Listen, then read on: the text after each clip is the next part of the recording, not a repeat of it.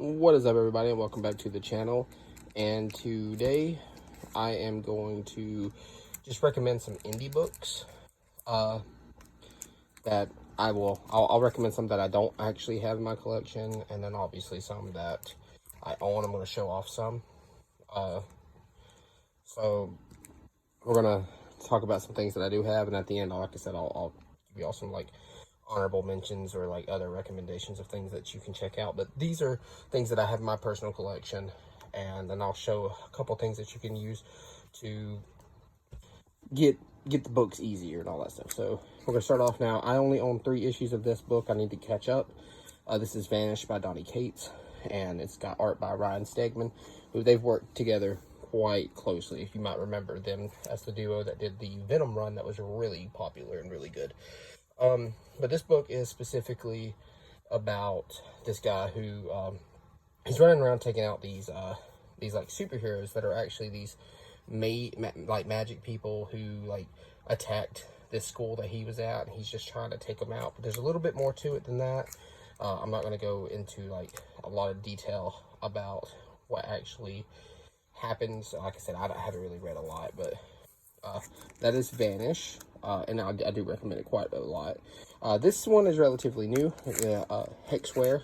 I like it. My girlfriend, she wasn't the biggest fan of it, but I personally like it. To give you the premise here, this is a android who went on this mission to retrieve the soul of her maker's daughter, and pretty much put it inside of the android, and they're trying to figure out who killed them and why, and try to get her, I guess, her own body back. Just figure out, it's like this mystery occult thing that's going on, and it's really cool. Issue 4 just came out, and I'm excited to read that. I'll be reading it pretty soon. But yeah, it's really good, and it needs to get more support. And it's written by Tim Seeley, and he's a really good writer. The art is so good. And then we have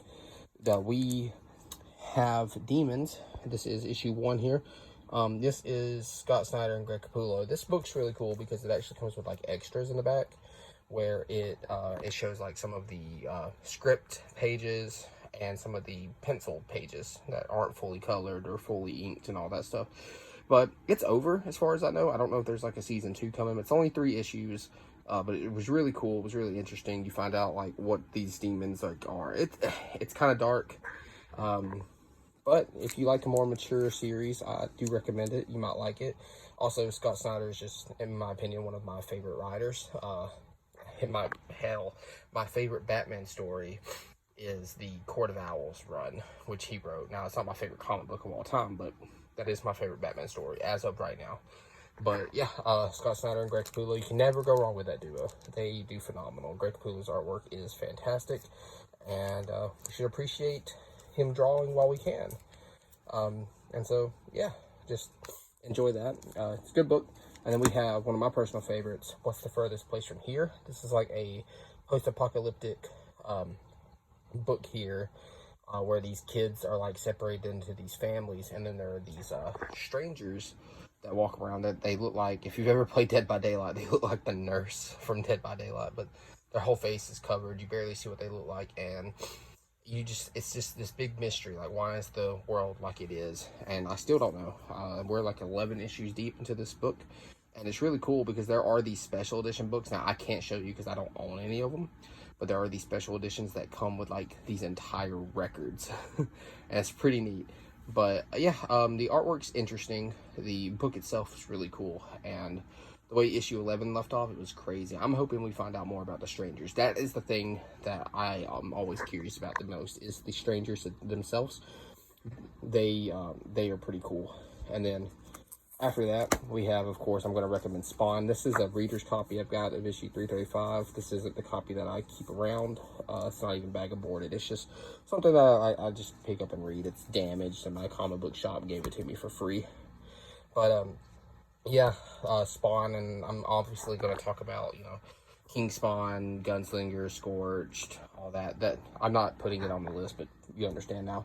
The good thing about Spawn is, if you decide you want to get into it, you can buy these compendiums And these compendiums are cool because they collect 50 issues each. There's 4 of them available now, and you can they're about $60 retail, and they're big and a lot of content.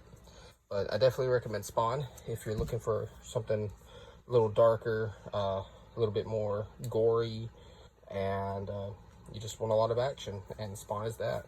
And then we have Grimm. Now this is a foil number 2. I just wanted to show it off, honestly. But this is by Stephanie Phillips, and this is about, you know, death, like the Grim Reaper and stuff like that. And it's got this big mystery, and I definitely don't want to go into that because of spoilers, because this book is actually really good, really cool. Stephanie Phillips as a writer is pretty interesting. I liked what she did with Harley Quinn. It was fun. It's not fantastic by any means, but it was fun. But Grimm, this is where she shines right here. But I definitely recommend picking it up, especially if you like series about like Grim Reapers and like death and all that stuff. There's really cool, interesting stuff that happens with it.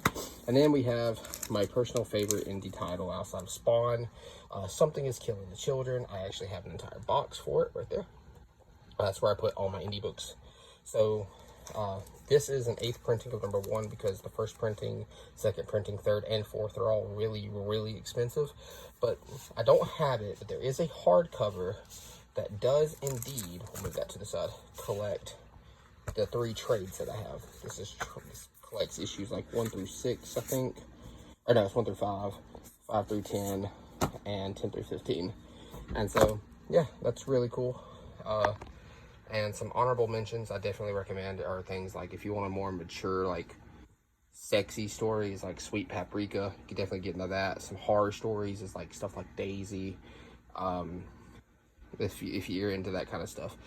There is a book called The Closet, which in my opinion kind of like meh.